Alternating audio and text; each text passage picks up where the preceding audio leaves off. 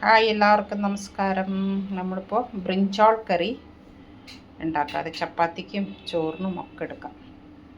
ബ്രിഞ്ചോൾ ഇങ്ങനെ നാലായിട്ട് മുറിച്ചിട്ട് അതിൻ്റെ ഉള്ളിൽ മസാല പരട്ടണം. തക്കാളി, ചെറിയ ഉള്ളി, വെളുത്തുള്ളി, ഇഞ്ചി, കൊത്തമല്ലി, പിന്നെ ഞാൻ കാണിച്ചു തരാം. കുറച്ച് പെരിഞ്ചീരകം, ജീരകം, ഉലുവ. ജീരകം, പെരിഞ്ചീരകം, ഉലുവ, കൊത്തമല്ലി, പിന്നെ നമ്മൾ കുറച്ച് മഞ്ഞൾപ്പൊടി, കുറച്ച് മുളക് പൊടി, കൊറിയാൻഡർ പൗഡർ. സീഡാണെങ്കിൽ സീഡ് എടുത്തോളൂ. ഇതിപ്പോൾ നമ്മുടെ കയ്യിൽ പൊടിയുള്ളതുകൊണ്ട് പൊടി എടുക്കും. ഇത് സാമ്പാർ പൗഡർ ഇട്ട ഒരു പ്രത്യേക ടേസ്റ്റാട്ടോ. അതൊരു ഡിഫറെൻ്റ് ആയിരിക്കണം. ഓക്കെ, കുറച്ച് എള്ള്. ഇത് വറക്കാനുള്ള ആവശ്യത്തിന്, ഗ്രേവിക്ക് വേറെ ഇടാം. ഓക്കെ,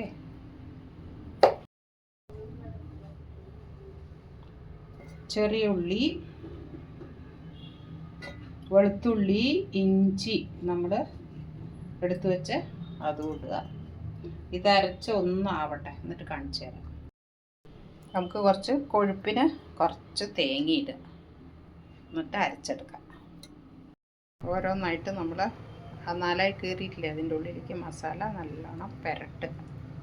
ഇപ്പോൾ നിറയ്ക്കാനെടുത്ത മസാലേൻ്റെ ബാക്കിയുണ്ട്, അതിൽ നമുക്ക് തക്കാളി ഇട്ടിട്ട് അരച്ചെടുക്കാം. ഓക്കെ, ആദ്യം ഇനിയിപ്പോൾ എണ്ണയിൽ വറുത്തെടുക്കുക.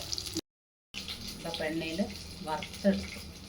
ഇതിപ്പോൾ നമ്മൾ അരപ്പ് അരച്ച് കൊണ്ടുവന്നിട്ട് ഇനി എണ്ണയിൽ തെളിയുന്നവരെ, അതിലിട്ടിട്ട് തെളിയുന്നവരെ നന്നായി ഇളക്കിക്കൊണ്ടിരിക്കണം. ഈ വറുത്ത എണ്ണയിൽ തന്നെ ഇതിപ്പോൾ ഉള്ളിയിട്ട് വെളുത്തുള്ളി ഇട്ടിട്ട് ആ മസാല ഇട്ടിട്ട് നന്നായിട്ട് എണ്ണ തെളിയുന്നവരെ എടുക്കണം. ഉള്ളിയും വെളുത്തുള്ളി ഇടുക. ഉള്ളിയും വെളുത്തുള്ളിയായി ഇനി നമ്മൾ അരച്ചത് ഇടുക. നന്നായി എണ്ണ തെളിയുന്നവരെ ഇളക്കണം. കുറച്ചുകൂടി ഉപ്പ് ആഡ് ചെയ്തു കേട്ടോ. ഉപ്പ് പോരാ ഗ്രേവിക്ക്.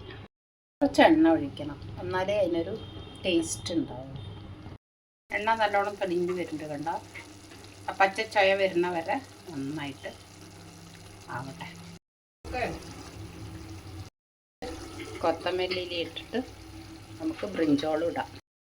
നന്നായി എണ്ണ തെളിഞ്ഞ് ഇനി നമ്മൾ ഓരോന്നായിട്ട് അതിലെടുത്ത് നല്ലോണം മുങ്ങുന്ന വിധത്തിൽ അടച്ച് വെക്കണം. കുറച്ചൊന്ന് അതിലേക്ക് പിടിക്കാൻ മസാല.